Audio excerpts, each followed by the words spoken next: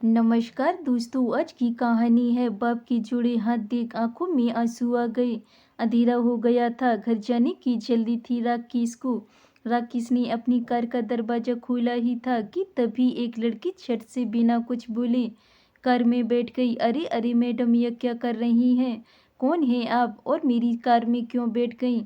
चलिए उतरिए, मुझे घर जाने के लिए देर हो रही है। लड़की घबराई सी आवाज में बोली, मेरे पीछे गुंडे पड़े हैं, प्लीज मेरी हेल्प कीजिए। तभी राकेश को 4-5 लोगों के आने की आवाज सुनाई पड़ी है। राकेश ने कार का शीशा बंद कर दिया, लाइट ऑफ कर दी, सांसें रोके। थोड़ी देर तक कार में बैठे रहे दोनों। ऐसा लगा मानो 4 से 5 लोग किसी को ढूंढ रहे हैं। थोड़ी देर इधर उधर देखने के बाद वे लोग वहां से चले गए। पार्किंग एरिया में सन्नाटा था। राकेश ने कार स्टार्ट की और पार्किंग एरिया से बाहर निकलकर मेन रोड पर आ गया। राकेश ने उस लड़की से पूछा, आपका क्या नाम है? कौन है आप? कहाँ जाना है?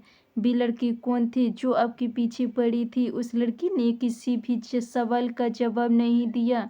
उसकी आंखों से केवल आंसू टपक रहे थे। वो केवल रोई जा रही थी। राकेश ने उसको पानी की बोतल दी और फिर राकेश ने कहा, यदि आप कुछ नहीं बताओगी तो मैं आपकी मदद कैसे कर पाऊंगा? वो लड़की धीरे से बोली, मेरा नाम रिया है। रिया बोली, वह सुमित और उसकी दोस्त थी। सुमित मेरे कॉलेज में मेरे साथ पढ़ता है और मैं सुमित से शादी करना चाहती थी, इसलिए कहने और पैसे लेकर घर से भाग आई हूँ। इतना सुनते ही राकेश ने एक झटके से कार रोक दी और रिया को देखने लगा। रिया आगे बोली, जब मैं गहने और पैसे लेकर सुमित के पास पहुंची, सुमित अपने दोस्तों से मोबाइल पर बातें कर रहा था। सुमित बोल रहा था, चिड़िया जाल में फंस गई है, थोड़ी देर में जेवर और पैसे लेकर आ ही रही होगी, जल्दी आ जाओ। तुम सब मिलकर पार्टी करेंगे, शराब और शराब सब मिलेगा। इतना बोलकर रिया चुप हो गई और बस रोई जा रही थी। राकेश ने पूछा, कब भागी थी तुम घर से? रिया सुबह 10 बजे कॉलेज के लिए बोलकर निकल गई।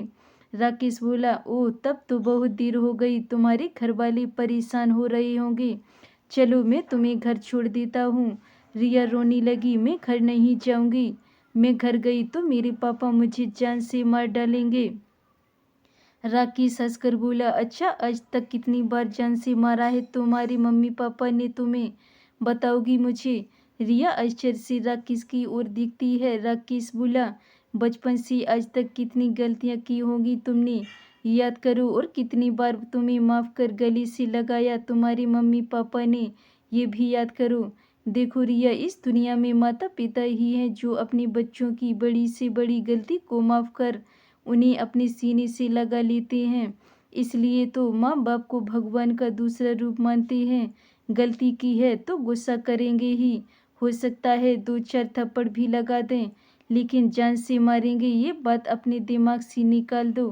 गुस्सा करेंगे तो माफ़ी मांग लेना, ज़रूरत पड़े तो उनके पैर पकड़कर माफ़ी मांग लेना, तुम्हारे मम्मी पापा तुम्हें ज़रूर माफ़ कर देंगे।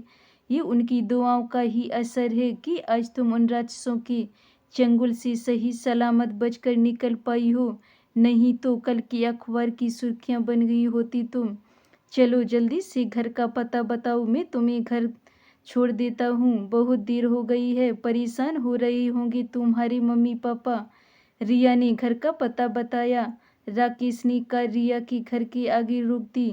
रिया धीरे धीरे चलते हुए दरवाजे तक पहुंची, डरते हुए डोरबेल बजाई। रिया की मम्मी ने दरवाजा खोला। रिया को देखकर गुस्से से बोली, कहाँ गई थी? टाइम देखा है तुमने?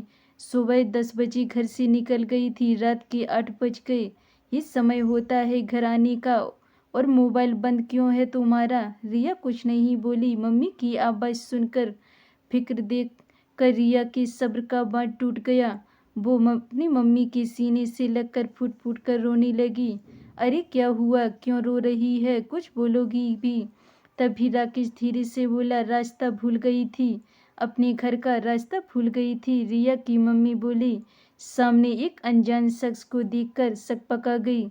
रिया के रोने की आवाज़ सुनकर रिया के भैया भाभी पापा सभी हॉल में आ गए। रिया के भैया ने पूछा, मोबाइल कहाँ है तुम्हारा? रिया की भाभी बोली, मैं तो कब से बोल रही हूँ कि रिया का मोबाइल घर पर छूट गया है। रिया के भैया बोले, ओह चलो कोई बात नहीं, घर तो आ गई ना। इतना बोलकर रिया के भैया हंसने लगे। रिया कुछ नहीं बोली, रोते हुए अपने कमरे में चली गई। रिया के पीछे पीछे उसकी मम्मी भैया भाभी भी उसके कमरे में चले गए। राकेश की ओर किसी का ध्यान भी नहीं था। राकेश मन ही मन सोच रहा था, चलो अच्छा हुआ यहाँ किसी को कुछ पता नहीं चला। राकेश मन ही मन भगवान को धन्यवाद करता हुआ वापस लौटने लगा। तभी उसके कानों में एक कड़कती हुई आवाज़ सुनाई दी, रुको जेंटलमैन। राकेश एकदम से रुक गया। उसने पीछे मुड़कर देखा, सामने रिया के पिताजी खड़े थे।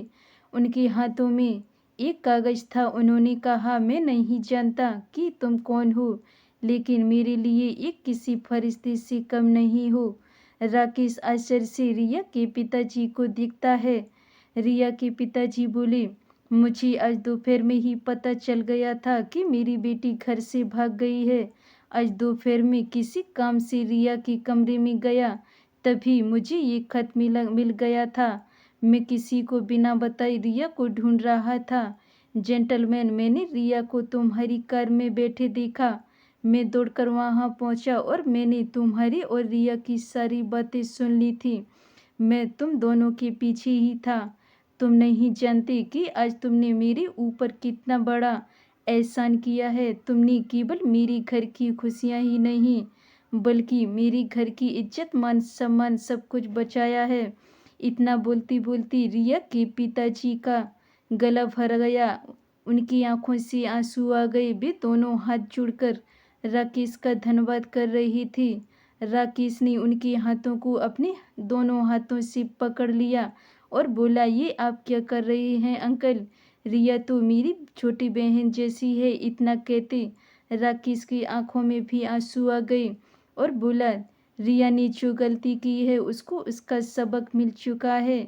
अब रिया को माफ़ कर दें, वो बहुत शर्मिंदा है। राकेश बोला, मैं घर चलता हूँ, मुझे घर जाने के लिए देर हो रही है। रिया के पापा राकेश को जाता हुआ देखते रहे और सोच रहे थे, अगर सबकी सोच ऐसी हो जाए तो कभी किसी माँ बाप को बेटी के लिए डरने की ज़रूरत नहीं पड़ेगी। हर बेटी का बाप बेफिक्र रहेगा। धन्यवाद दोस्तों। अगर मेरे चैनल पे नए हैं तो चैनल को सब्सक्राइब कर लें। दोस्तों, ऐसे ही वीडियो देखने के लिए आप मेरे यूट्यूब चैनल सरिता की कहानियों को सब्सक्राइब कर लें। मिलते हैं ऐसी नई कहानियों के साथ, तब तक के लिए बाय बाय।